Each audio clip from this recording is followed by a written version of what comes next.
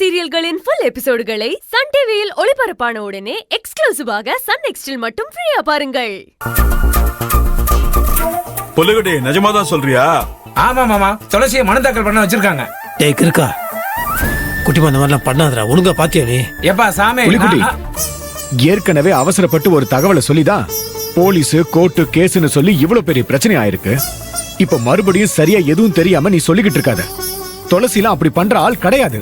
கிருஷ்ணா தம்பி, துளசி மனு தாக்கல் பண்ணதை என் கண்ணால பார்த்தேன். பின்ன என்ன வேற சாட்சி கூட்டி வேணுமா உங்களுக்கு நிரூபிக்க? நான் பார்த்தேன்னு சொல்றேன், நம்ப மாட்டேன் சின்ராசினி. கொஞ்ச நேரத்துக்கு முன்னாடி என்ன சொன்னீங்க?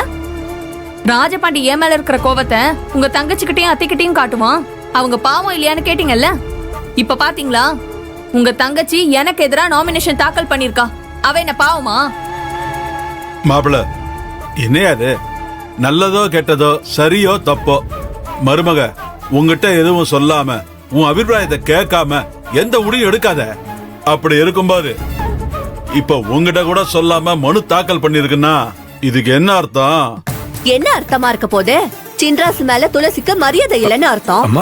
எது கேட்டாலும் அவ அண்ணனை கேட்டுதானே செய்வா. இப்ப மட்டும் அவளுக்கு என்னாச்சு? அம்மா, நீ கொஞ்சம் சும்மா இருமா. துளசி கண்டிப்பா அப்படி நினைக்கிற ஆள் இல்ல. ஒருவேளை ராஜபாண்டி சொல்ல வேணாம்னு சொல்லிருக்கலாம். ஏன் ராஜபாண்டி சொன்னா இவளுக்கு எங்க போச்சு புத்தி? மத்ததெல்லாம் அண்ணன் கிட்ட தெருவுல வந்து கூட சொல்லணும்னு அவளுக்கு தோணுதுல. இந்த விஷயத்த மட்டும் ஏன் துளசி சொல்லல?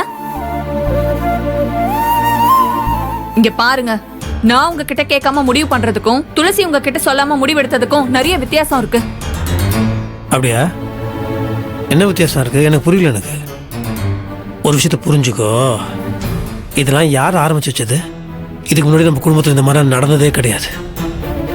ஏதோ போதாத நேரம் சின்ன மனசு அவங்களுக்கு சின்ன பிரச்சனைகள் இருக்கு. அதை ஆற போட்டா சரியா? நான் நீ என்ன பண்றேன்னா அதை குத்தி குத்தி குத்தி குத்தி அதை பெருசாக்கிட்டு இருக்கேன். இந்த பதவி, இந்த கன்றாவி, இந்த எலெக்ஷன் இதெல்லாம் வேணாம் தானே சொல்லிட்டு இருக்க.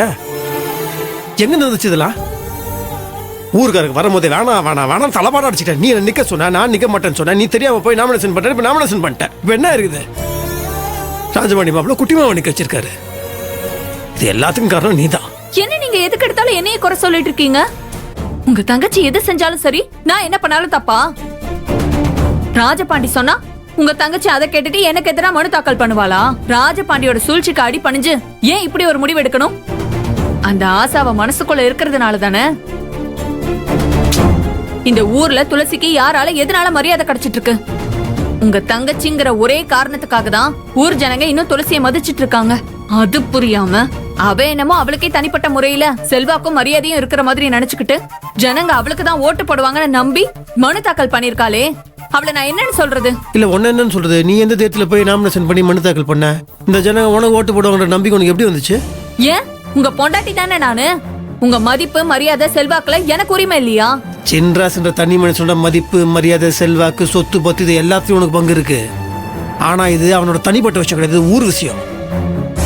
இந்த ஊர் மக்கள் உனக்கு ஓட்டு போடணும்னா இந்த ஊர் மக்களுக்காக நீ என்ன பண்ணிருக்க? தப்பா நினைச்சுக்காத. என்ன கிழிச்சிருக்க? இந்த ஊர் மக்களுக்கு நல்லது பண்ற எண்ணெல்லாம் நல்லதுதான். ஆனா தானா வரணும். வீம்புக்குன்னு பண்ணக்கூடாது. அவங்க நிக்கிறாங்க நானும் நிப்பேன், அவங்க பண்றாங்க நானும் பண்ணுவேன் அப்படிலாம் சொல்லக்கூடாது. பண்ணணும்னா உண்மையா இங்க இருந்து பண்ணணும். ஆஹா, இது சரிப்பட்டு வராது. முதல்ல வாங்க, என் கூட வாங்க. எங்க? ஏ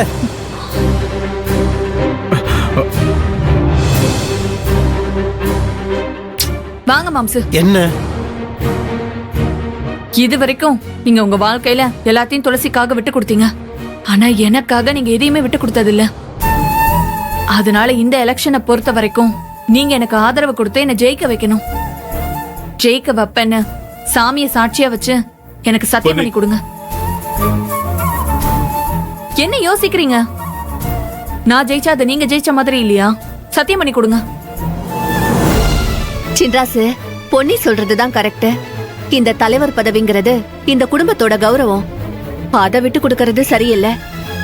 பொன்னிக்கு ஆதரவு கொடுக்கறேன்னு சத்தியம் பண்ணு. மாப்பிள, எனக்கும் யோசிச்சு பார்க்கும்போது நீயோ பொன்னியோ இந்த தேர்தல்ல போட்டி போட்டுதான் ஆகணும். மாப்பிள, பதவி உன்னை பொறுத்த வரைக்கும் தோல்ல போடுற துண்டு இல்ல, இடுப்புல கட்டுற வேட்டி. அந்த வேட்டியை பறிக்கிறது உன் மானத்தைய பறிக்கிறதுக்கு சமயா? ஐயா பேராண்டி, நீ தேர்தல்ல நிக்கிறேன்னு சொல்லு, இப்பவே பொண்ணி வாபஸ் வாங்கிடுவா. அதத்தாயா அவ சொல்றா. எனக்கு என்ன சொல்றதுனே தெரியல. ஆனா நம்ம ரெண்டு குடும்பத்துக்கு நடக்கிற பிரச்சனைக்கெல்லாம் முடிவு வரணும்னா பொண்ணு இந்த எலெக்ஷன்ல ஜெயிக்கணும்னு தான் என் மனசு சொல்லுது. உங்க சார்பா தான் நான் தேர்தல்ல நிக்கிறேன்.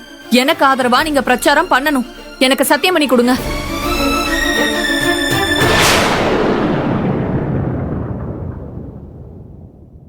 மாட்டேன். ஏன் பண்ண மாட்டீங்க? ஏன் பண்ண மாட்டேன்? எனக்கு பிடிக்கல. நீங்க பண்ணி தான் ஆகணும். வேற நீ பண்றதுல எனக்கு பிடிக்கல, நான் பண்ண மாட்டேன். நீங்க பண்ணி தான் ஆகணும். சரி, அப்ப அதுக்கு முன்னாடி நீ எனக்கு ஒரு சத்தியம் பண்ணி கொடு. என்ன? நாமினேஷன்ல இருந்து வாபஸ் வாங்குறேன்னு சத்தியம் பண்ணி கொடு. நான் என்ன கேக்குறேன், நீங்க என்ன பேசிட்டு இருக்கீங்க? நீ சத்தியம் பண்ணி கொடு. அது என்னால முடியாது. உன்னால முடியாதுன்னா என்னாலே முடியாது. நில்லுங்க. நான் ஒண்ணு உங்க தங்கச்சியை எதிர்த்து தேர்தல்ல போட்டி போடல. என்ன எதிர்த்து அவ தான் போட்டி போடுறான். எனக்கு ஆதரவு கொடுங்கன்னு கேட்டா முடியாதுன்னு சொன்னீங்கல்ல, அதே மாதிரி நீங்க துளசிக்கும் ஆதரவு கொடுக்க கூடாது. நீங்க தனியா ஒதுங்கி நின்னு வேடிக்கை பாருங்க. துளசியை எப்படி ஜெயிக்கிறதுன்னு எனக்கு தெரியும். துளசியா நானானு பாத்துறேன். இந்த ஊர் ஜனங்களே யார் பதவிக்கு வரணும்னு முடிவெடுக்கட்டும்.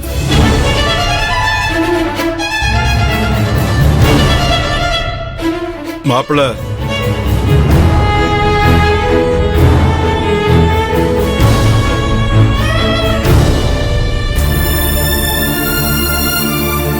பொண்ணே, நாம இவ்வளவு சொல்லியும் மாப்பிள்ள மனசுக்கு அது ஒத்து வரலன்னா விட்டுருமா. நீ மாப்பிள்ள கூட சந்தோஷமா குடும்பம் நடத்தி குழந்தை குட்டிகளை பெத்து தீர்காயசா வாழணும் தான் நான் ஆசைப்படுறேன். அதுக்கு இந்த தேர்தல் இடைஞ்சல்னா அதை விட்டுறதாமா நல்லது. புரிஞ்சு நடந்துக்க.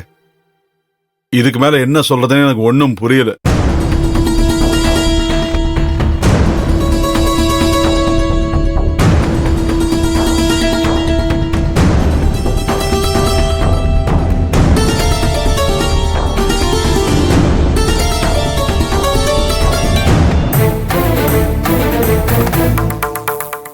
பொன்னி, சின்ராசு சொல்றதையும் உங்க அப்பா சொல்றதையும் கேட்டு நீ பாட்டுக்கு அவசரப்பட்டு வாபஸ் வாங்கிறாத. துளசிய வச்சு குறுக்கு வழியில அதிகாரத்தை கைப்பற்ற நினைக்கிற ராஜபாண்டிக்கு நீ சரியான பதிலடி கொடுத்துதான் ஆகணும். கூடிய சீக்கிரத்துல எப்படியாச்சும் சின்ராசு மனச மாத்தி அவன் சம்மதத்தையும் ஆதரவையும் வாங்கி நீ தேர்தல்ல ஜெயிச்சு துளசிய டெபாசிட் கூட வாங்க விடாம அடிச்சு காலி பண்ணணும். சித்தி, நீங்க ஒருத்தராவது என்ன புரிஞ்சுக்கிட்டு எனக்கு சப்போர்ட் பண்றீங்களே, எனக்கு ரொம்ப சந்தோஷமா இருக்கு. நீ ஜெயிச்சிட்டனா நானும் ரொம்ப சந்தோஷப்படுவேன். கண்டிப்பா நான் ஜெயிப்பேன் சித்தி. துளசியை எப்படி ஜெயிக்கிறதுன்னு எனக்கு தெரியும்.